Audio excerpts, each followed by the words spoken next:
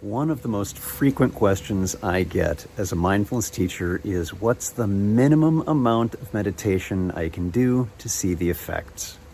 Hi, my name is Ted Meissner. Welcome to Mindfulness Voyage. And today we're going to be exploring research around dose response in mindfulness meditation. Please do remember to tap that subscribe button, as it does help other people to find this information if it's helpful for you as well. And let's get started. Our guest today, returning to the podcast, is Sarah Strohmaier. Sarah, welcome back. So good to see you. Thanks for being here. Thanks for having me again. I really enjoyed our talk last time, so Yeah, me excited. too. Yeah. And for those who are listening, I'm going to include a link to that in where links are found on these podcast episodes. But today is going to be interesting because just in the conversation we've had before starting the recording, but also the work that you've done on this. Typically in episodes, we're looking at one research study or program or something like that, or book or whatever it happens to be. Here, we're looking at more of a body of work and a topic. And there's so many things that you have learned about this. So why don't we just dive right in and have you talk a little bit about, broadly speaking, dose response, and what are some of the things that might be meant by a dose in mindfulness? Yeah, thanks, Ted. So because I've done several studies on dose response, like you've said, I've done a large scale meta-analysis, meta-regression, and then a few randomized controlled trial to sort of manipulate dose and see how different doses work for different people. Now, what I mean by dose in mindfulness, dose is quite a medical term, but there isn't really a better word for it. I had a look. I couldn't find anything. So basically, what I mean by dose, it's things like the amount of practice, the length of a single practice, how many practices people are doing in a week, how long the program is, what kind of program is it? Is it an online program? Is it an in-person program? Are there group elements to the program? Group discussions. Is it bibliotherapy? So some programs are just based on books and you read through chapters. What kind of practices are people doing? Who's the teacher? Is this a qualified teacher? Is this not a qualified teacher? So there's quite a holistic view of this whole what constitutes a dose in mindfulness.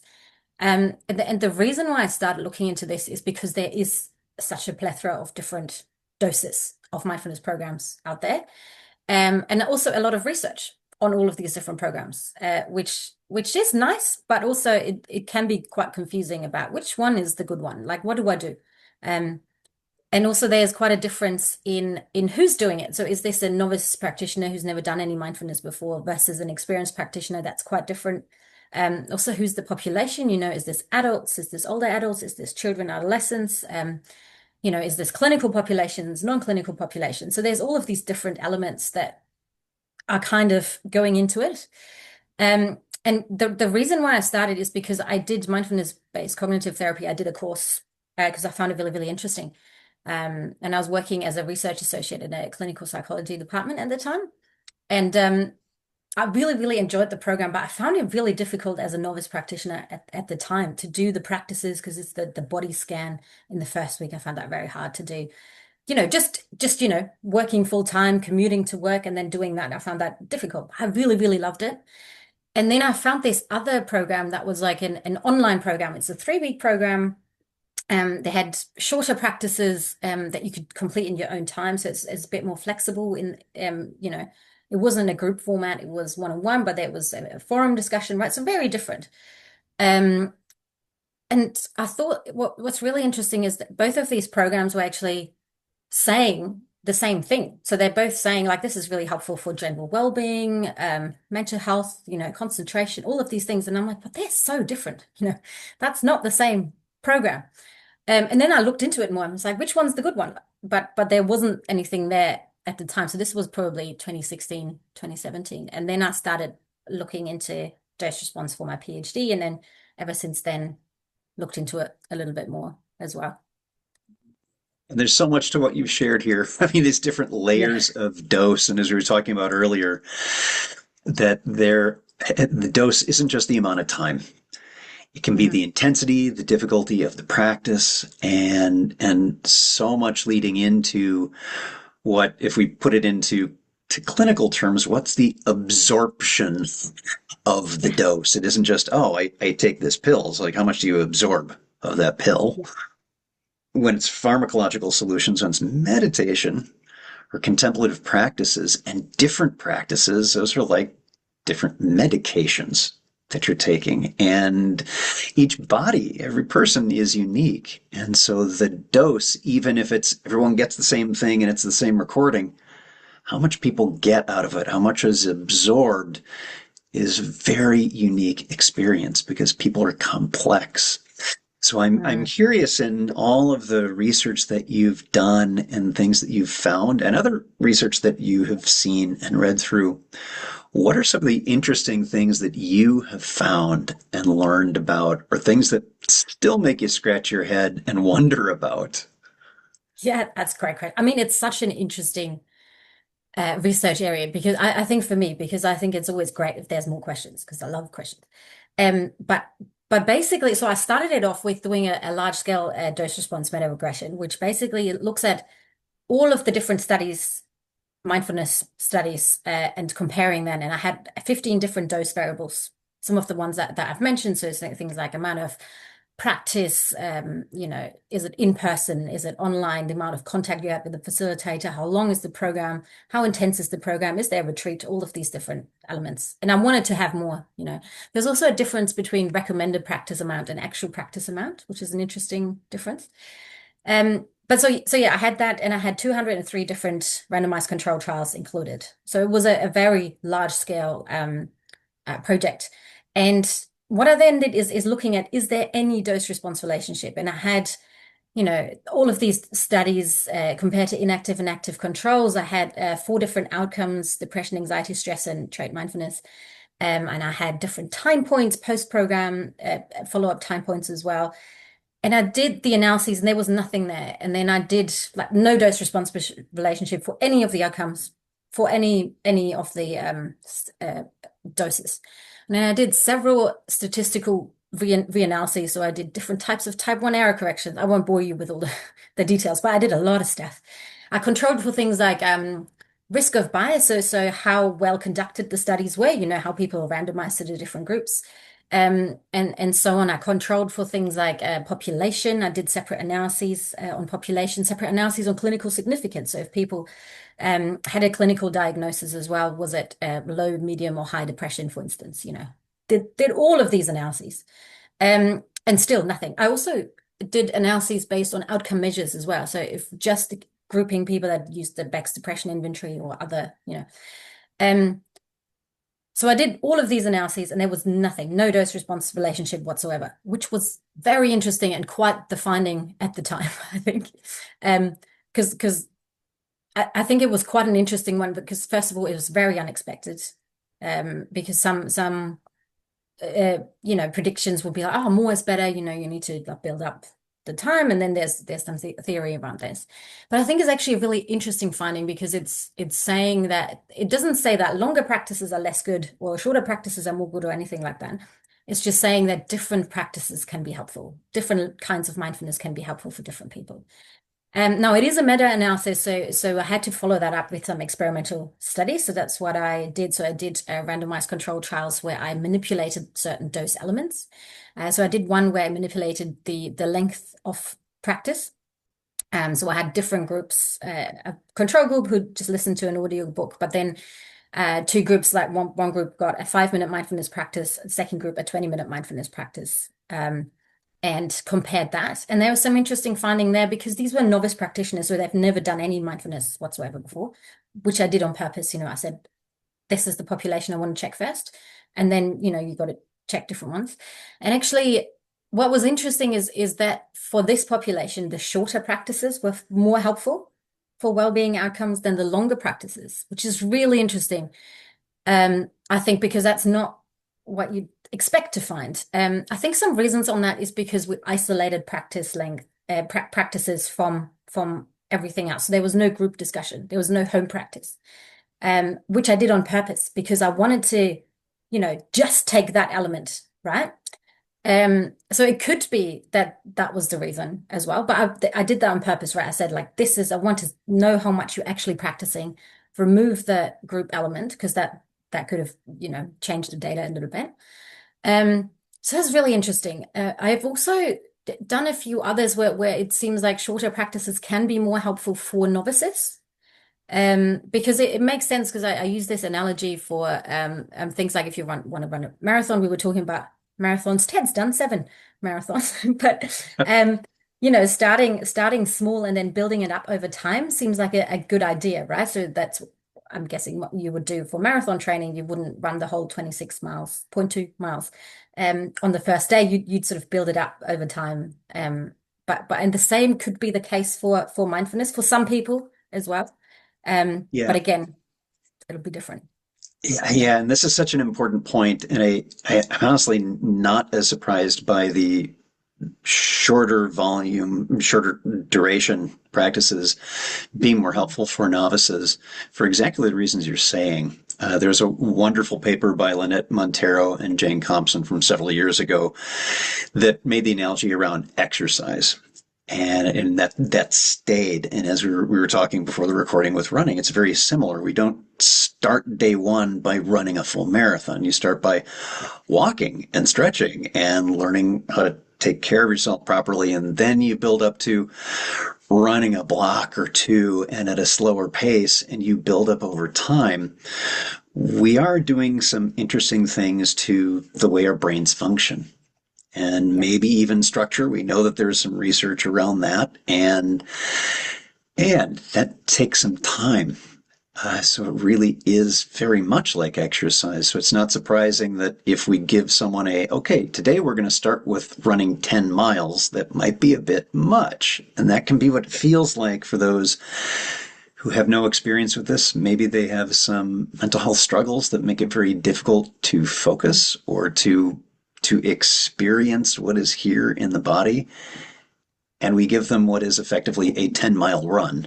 We give them a very complex, long duration meditation, and that can actually be counterproductive to what we'd like to see. Absolutely. Yeah. And I think it's the other part of it is also interesting because it's not a one size fits all solution. So I don't think everyone necessarily has to, go to the Olympics or run loads of marathons, because I think there's with to continue the running analogy, there's some public health research that says even running 5K, sorry, 3 miles. I'm not sure with the About 3 miles, yeah. 3 miles 3 times a week. That's really, really helpful already, just for your general physical and mental health, that can be helpful. So having that goal, so why someone meditating or why someone doing mindfulness practices is also really important. And it's probably not going to be the same for everybody. So that one size fits all solution, I think it doesn't really apply Yeah, to an old friend taught me the phrase, one size fits one. And yes. that's exactly what it is. And the same is so with groups and with mindfulness programs. That while there are standardized programs like MBCT, MBSR, and lots of other programs, they're not necessarily the right fit. Yeah. In fact, earlier today, posting about research around burnout, and they took MBSR and they put it in there, and it didn't work. Like, why would it? Burnout is a different kind of issue with its own Yeah. field of study, and you need to design the appropriate intervention for what are the desired results here. Yeah, absolutely. And I think it's such an interest because it's not a optimal dose necessarily argument because I think there's so much research on MBSR and MBCT and how it can be helpful. And that's great. But I think in addition to that, so it's in addition rather than instead of that, there's also other types of programs because we talked a little bit about accessibility, right? So MBSR and MBCT can be for instance, can be fairly intense for people. They can be expensive, and not everyone might have those resources to go to MBCT, or travel to go to the groups necessarily, which in an ideal world wouldn't be the case, but that's just not the case for lots of people. Or doing the practices might be really tricky having long practices. So if someone's got people to look after, children, older people, or if they've got their, tough work situations and things like that. So I think it's really important that mindfulness doesn't become something that's like an elite thing that only some people can enjoy, that have the necessary resources to do so. So having different people enjoy it as well with other resources would be great, And this is one of the enhance it. important things that you had mentioned is that the dose and again the absorption idea behind that is the accessibility is huge. And like dose, it doesn't just mean one thing. There are so many different layers to that. So, Sarah, I'm curious, with the work that you've done, the research, and having, I think, a bit more insight than the average bear in mindfulness, and not most of us not being researchers, insight into this area of dose response and accessibility and the rest of this kind of thing. I'm curious from your point of view, what are some of the things that you might encourage or would like to see within the field of mindfulness? Either areas for more study, maybe some of the things you're doing yourself, if you can share about those, or some big gaps that we've still got. I think absolutely. I think there's a lot of gaps, which is great as a researcher. So much to do. Um, so I think because it's not been done a lot, and I think I'm the kind of person that asks why a lot, which might be annoying. I don't know, but I think things like, why are we starting with this practice? Why that practice? Why do we need to do that? How is that helpful? Like who says? Um, so there's certainly some. I think there's some things that are worth considering, such as cumulative practice amount, for instance. So things like if someone does one 45-minute practice on one day and then doesn't do anything else for the rest of the week, versus someone doing 10-minute practices every day, for the week, then that is longer than the one-time practice. And it's that consistency as well, right? So that's one of the differences that's really, really interesting. Then we talked about the individual differences at the last podcast as well. So that's another type of dose, right? So different people are likely to find different practices more helpful, which makes sense because that's the kind of case in other therapeutical approaches or any kind of intervention, right? People are very different. Anyway, and I think that's a really important one to consider. There's also, I'm doing a lot of other studies with people, so I've got quite a list of things that relating to dose that I'm looking at. I'll be busy, but even things like, why are people practicing? What's their goal? What's their experience of practice?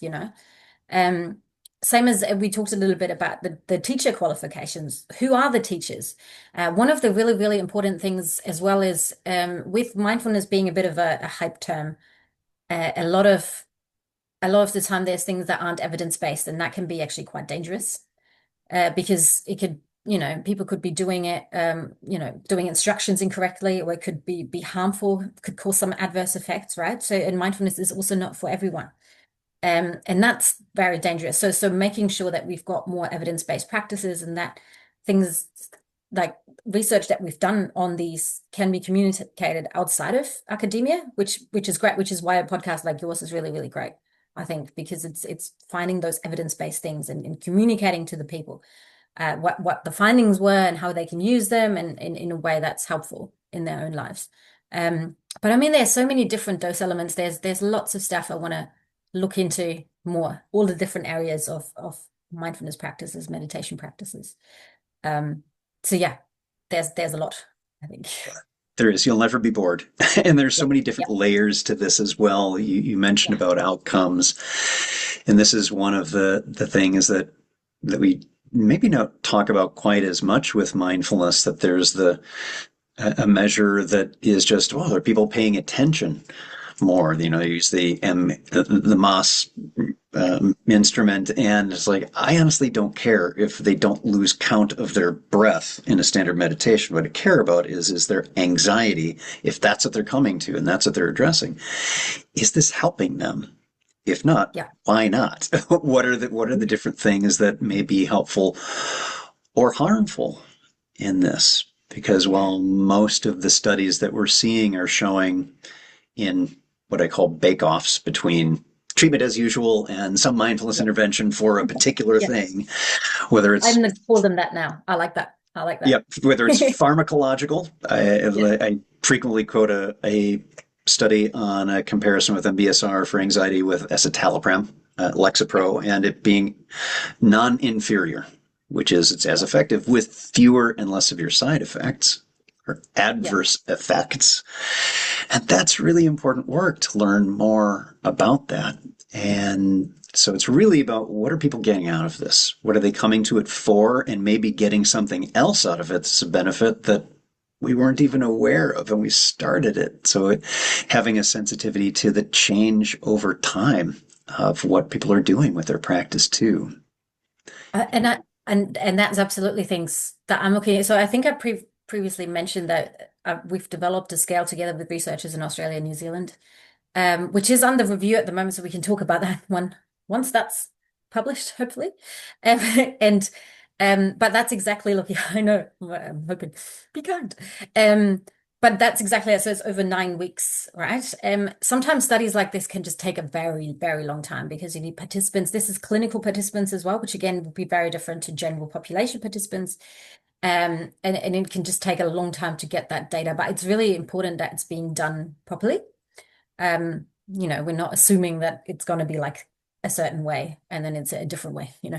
Um, so that's really, really important getting that, but also what are people like you were saying, what are people doing during their practices? What's the element that they find helpful about the practices? There's also different types of practices, right? So if we're looking at, Vipassana practices, they're quite different to samatha practices or loving kindness practices, right? Different types of practices might be doing different kinds of things for different people with different needs, right? Yeah. Um, which is great, but that also makes the whole thing very complicated to research. Yeah, Yeah. wonderfully complicated, I would say. And Yeah. what I'm eager for is seeing how we have introductory kinds of programs, practices, whatever they are, where people can find the things that are Yeah. most helpful to them. Not necessarily the easiest, because there's Yeah. some practices that I don't like at all, and they're really hard for me, but they have really good effects, and so I do them anyway. So there's that Yes. to weigh in as well. And I want to ask Sarah of just to kind of to wrap us up and let you get on with the rest of your day. As you look at the future of research within mindfulness, and I mean that very broadly, because that's Yeah. inclusive of behavioral health and all different kinds of things, not in healthcare, whatever it is that's bringing people to this stuff. Yeah. What is it that you like seeing when someone encounters mindfulness and has some effect as a person, as a practitioner yourself? What is it that really thrills you and fills you up when you see it? I love this question. I think because I'm a psychology academic, and I think mindfulness, in my entirely biased opinion, is a great area of research within psychology and philosophy. I mean, it's very interdisciplinary contemplative research. But what I really like about it is because it's focusing on some good things, which is one of the things that I like to do. Um, so it's sort of connecting people to themselves in a different way that they might not have had before or done before. So experiencing things and in a different way because I think at the moment and kind of all the time the world can be very difficult to navigate, and there could be external things that are outside of our control that we can't influence at all. So I think things like mindfulness can be really helpful, or meditation, or doing those experiences, um, to sort of reconnect with yourself, learn more things about yourself, but also have that, don't become overwhelmed with things that are outside of your control. And I really, really enjoy that. Or if people ask me that they want to start a mindfulness practice, what's a good way of doing it? And I'm not sure, and all of these sorts of things. That's what I would say. Starting small can be helpful. Also, some people might start with longer doses. That's fine as well. So different, what do you find most helpful? I would say. So having that individual in there as well, I Yeah, think is that's great. beautifully put. Is what do you find helpful for you? Because you're unique. Everyone is a Yeah. little bit different. Beautifully Yeah. said. Well, for those who have tuned in, I'm going to have some links for you where links are found with this episode. Sarah, thank you so much for being here. And I'm looking forward to having you back again soon to talk about a lot of different things over time. So thanks so much. Our guest today is Sarah Strohmaier. Thank you so much, Ted. Thank you. Dose response is very clearly a complex topic, and it's one of the sub-areas of research within mindfulness. Thankfully, there are really good, caring, dedicated, and smart people who are exploring these topics. If you enjoyed today's podcast, please do hit that subscribe button, and thank you so much. Remember that every moment you have a choice. Make the best you can, and I'll see you again soon on Mindfulness Voyage.